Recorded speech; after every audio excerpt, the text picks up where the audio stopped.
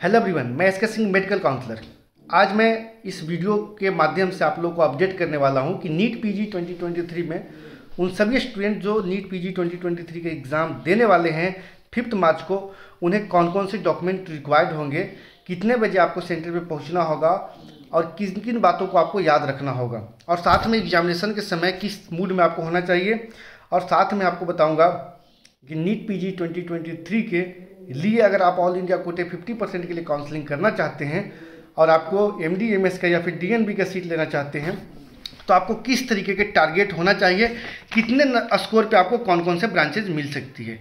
तो आज मैं एक्सपेक्टेड नीट मार्क्स बताने वाला हूँ, एक्सपेक्टेड कट ऑफ बताने वाला हूँ कि आपको कितना स्कोर होगा, तो ब्रांच वाइज कैटेगरी वाइज कितने स्कोर पे कौन कौन सी सीटें मिल सकती हैं। तो चलिए स्टार्ट करते हैं। स्टार्ट करने से पहले यदि आप चैनल पर नए हैं लाइक सब्सक्राइब करके रखें, और यदि आपको पेड सर्विस चाहिए, हमारा काउंसलिंग गाइडेंस चाहिए, तो वीडियो के डिस्क्रिप्शन में आप या फिर स्क्रीन पे नंबर दिया हुआ है नीचे में, आप यहाँ से नंबर लेके आप कॉल करके हमारा सर्विसेज अवेल कर सकते हैं। हमारी टीम आपको 24 आवर्स आपको सपोर्ट करेंगे जब तक कि आपको सीट मिल नहीं जाती है।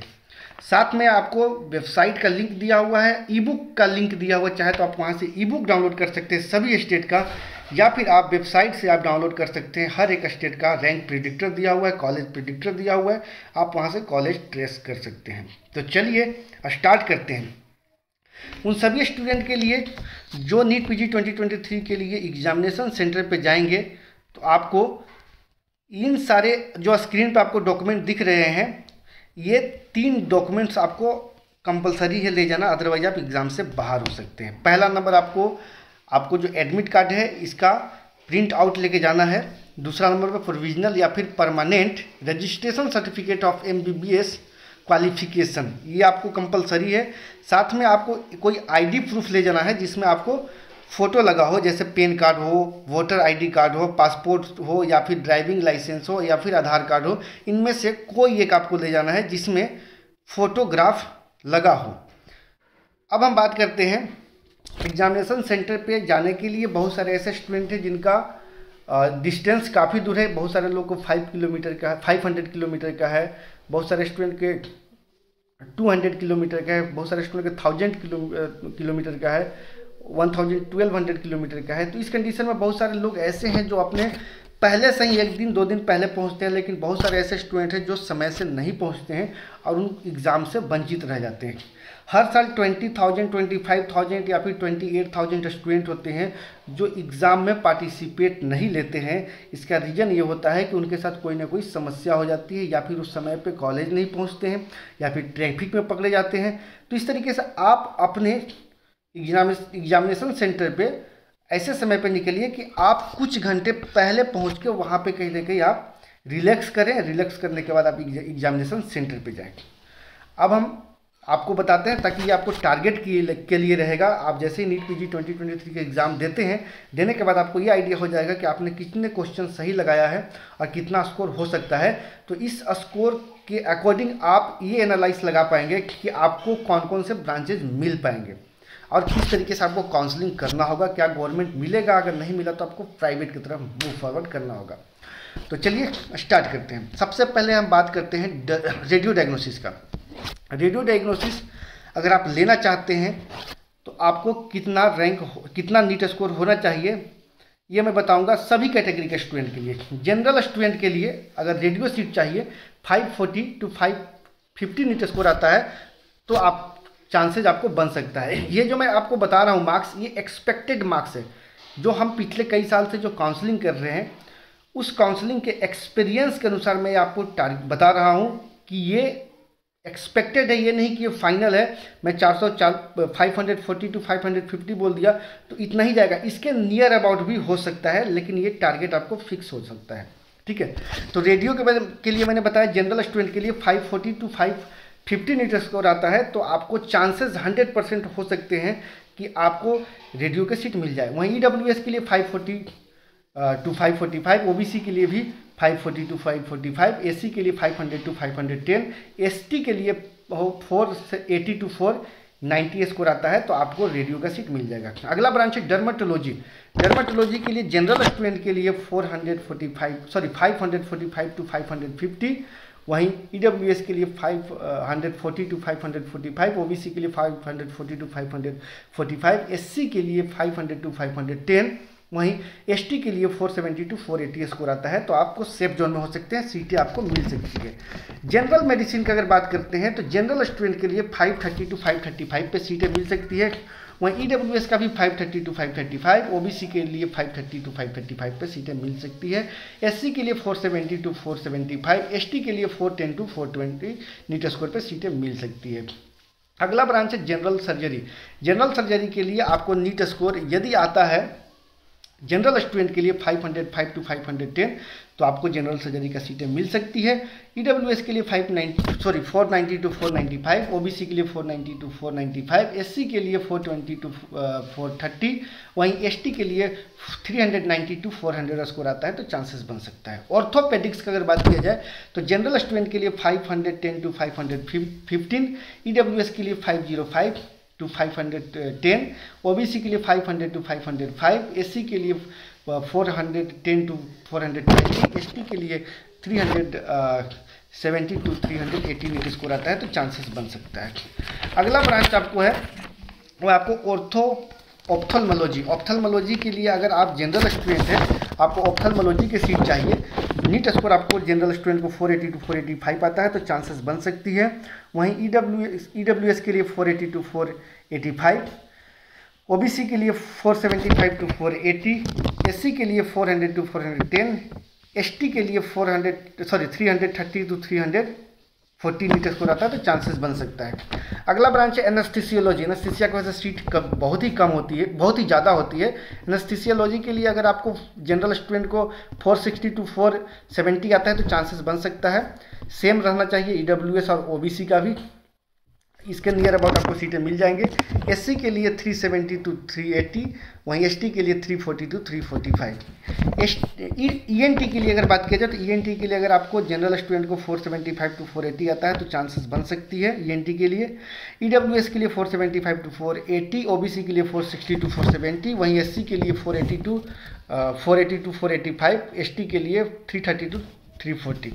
साइकेट्रिक्स का अगर बात किया जाए तो जनरल स्टूडेंट के लिए 480 to 485, EWS के लिए 470 to 475, OBC के लिए 470 to 480 और SC के लिए 410, ST के लिए 340 to 350।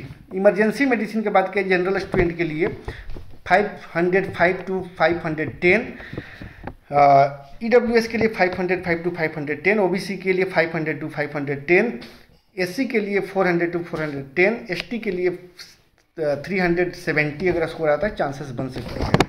ऑप्स गायनी की अगर बात करें तो जनरल स्टूडेंट के लिए ऑप्स गायनी 520 to 525, EWS के लिए 510 to 515, OBC के लिए 510 to 515, SC के लिए 440, ST के लिए 390 to 410। TB एंड चेस्ट की बात किया जाए तो अनरिजर्व स्टूडेंट के लिए 510 to 520, EWS के लिए 505 to 510, OBC के लिए 505 to 515, वहीं SC के लिए बात किया जाए तो 430 to 435 और ST के लिए 400 स्कोर आता है, तो चांसेस बन सकता है। पीडियाट्रिक्स की बात किया जाए तो जनरल के लिए 515 to 520, EWS के लिए 510 to 515, OBC के लिए 505 to 510, SC के लिए 420 to 430, ST के लिए 370 to 380 अगर नीट स्कोर आता है, तो आपको सीटें मिल सकती है। तो ये मैंने बताया था एक्सपेक्टेशन, ऐसा नहीं कि ये फाइनल स्कोर मैं बता रहा हूँ कितना स्कोर आएगा, तो आपको 100% है कि मिल ही जाएगा। हर साल नंबर ऑफ़ सीटें बढ़ती है, हर साल नंबर ऑफ़ स्टूडेंट भी बढ़ते हैं, जिनका जो स्टूडेंट नीट PG 2023 में पार्टिसिपेट कर रहे हैं काउंसलिंग में। इसका पिछले साल से थोड़ा कम ही जाएंगे नंबर ऑफ़ स्टूडेंट के जो संख्या है, लेकिन नंबर ऑफ़ सीटें हैं वो पिछले साल से बढ़ेंगे, क्योंकि मैक्सिमम स्टेट में कुछ नए कॉलेज या फिर नए सीट आने वाले हैं। जैसे में हरियाणा के 2 प्राइवेट कॉलेज के अप्रूवल मिलने वाला है, कुछ गवर्नमेंट में सीटें ऐड ऑन होने वाले हैं। यूपी के अंदर भी कुछ गवर्नमेंट कॉलेज और साथ में प्राइवेट के अप्रूवल मिलने वाले हैं। साथ में बात करें मध्य प्रदेश में भी 2 कॉलेज प्राइवेट आने वाले हैं, गवर्नमेंट का कोई अपडेट नहीं है। इसके साथ साथ बात करें वेस्ट बंगाल में एक प्राइवेट कॉलेज का अभी तक अपडेट है, गवर्नमेंट का अपडेट नहीं है। गवर्नमेंट में भी सीटें बढ़ेंगे, लेकिन new government seat new government college में न्यूली सीट आने की अभी कोई अपडेट हमारे पास नहीं है। बिहार में एक दो कॉलेज आने वाले हैं, बिहार में भी दो कॉलेज जो प्राइवेट अप्रूव्ड होने वाले हैं इस साल। लेकिन बिहार की बात करें तो गवर्नमेंट कॉलेज में भी न्यूली सीटें आने वाले हैं। तो इस तरीके से मैक्सिमम स्टेट है जहाँ पे न्यू सीटें ऐड ऑन होने वाले हैं। साथ में इंस्पेक्शन अच्छी तरीके से चल रही है। सीटें हर साल बढ़ती है। डॉक्टर्स, पीजी डॉक्टर्स की रिक्वायरमेंट बहुत ज़्यादा है और उम्मीद है कि आप लोगों को जो मैंने टारगेट स्कोर बताया है, इस टारगेट स्कोर पे आप लोगों को सीटें मिल सकती है। बस डिपेंड करेगा कि आपने काउंसलिंग किस तरीके से किया, चॉइसेस कैसे मेंटेन किया। पिछले साल सिर्फ काउंसलिंग प्रोसेस को नहीं समझे, काउंसलिंग को समझे नहीं, इसके वजह से काउंसलिंग में क्या हुआ था, राउंड 1 में कुछ ब्रांच में पॉजिटिव गया, कुछ में नेगेटिव गया।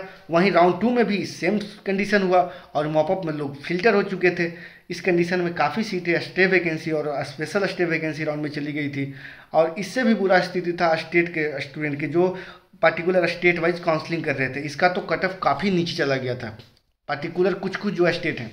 तो ये काउंसलिंग इसलिए डाइवर्ट हुआ था क्योंकि स्टूडेंट को सोचने समझने का टाइम बहुत मिल गया था और जिन्हें डरमा का सीट चाहिए था और बाद में उनको जब समय मिल गया तो वो रेडियो जैसे ब्रांच लेना पसंद किए। जिन्हें मेडिसिन चाहिए था वो भी बाद में रेडियो पे डाइवर्ट हो चुके थे। जिन्हें रेडियो चाहिए था वो मेडिसिन की तरफ मूव फॉरवर्ड हो चुके थे। तो इस कंडीशन में अनबैलेंस हो चुके थे, उन्हें समझ भी नहीं पा रहे थे। क्योंकि आप कभी भी किसी कपड़े की दुकान पर जाते हैं, 5 से 6 कपड़े आपको दिखा दी जाती है और वो कपड़े काफ़ी पसंद की होती है, तो आदमी कंफ्यूज हो जाता है कि कौन से ले कौन से नहीं ले। तो यहाँ पे भी वही होता है क्योंकि बहुत सारे सीनियर, बहुत सारे डॉक्टर्स, बहुत सारे रिलेटिव होते हैं या फिर घर का जो बहुत सारे पेरेंट्स होते हैं, वो कुछ बोलते हैं कि आप रेडियो लो, कुछ बोलते हैं कि आप मेडिसिन लो, कोई बोलेंगे कि सर्जरी लो, इसमें काफ़ी अच्छा स्कोप है। और स्टूडेंट का करने का मन है साइकेट्रिक या फिर एनेस्थीसिया। इस कंडीशन में जो होता है सिस्टम वो डाइवर्ट हो जाता है और इसका डिसीजन आते आते तक समय इतना मिल गया था कि वो या फिर अपने पेरेंट्स के डिसीजन को फॉलो किए या फिर रिलेटिव को किए या फिर सीनियर को किए या फिर जो उनके टीचर हैं उनका फॉलो किए। इस कंडीशन में वो कहीं ना कहीं डाइवर्ट हो चुके थे। इस बार भी वैसा ही समय मिल रहा है, इस बार भी काफ़ी ज़्यादा समय मिल रहा है रिजल्ट और काउंसलिंग के बीच में। तो पिछले साल की तरह गलती अगर करते हैं तो इस बार भी काफ़ी ज़्यादा सीट ब्लॉक हो सकता है। लेकिन मैंने जो स्कोर बताया है, मार्क्स बताया है, इस मार्क्स तक आपको फिर भी सीटें मिल सकती है लास्ट तक। बाकी के वीडियो में इतना ही दोस्तों। Thanks for watching. बाकी आपको जो भी इन्फॉर्मेशन चाहिए, अपडेट चाहिए तो आप कॉल कर सकते हैं। फिलहाल के वीडियो में इतना ही। Thanks for watching.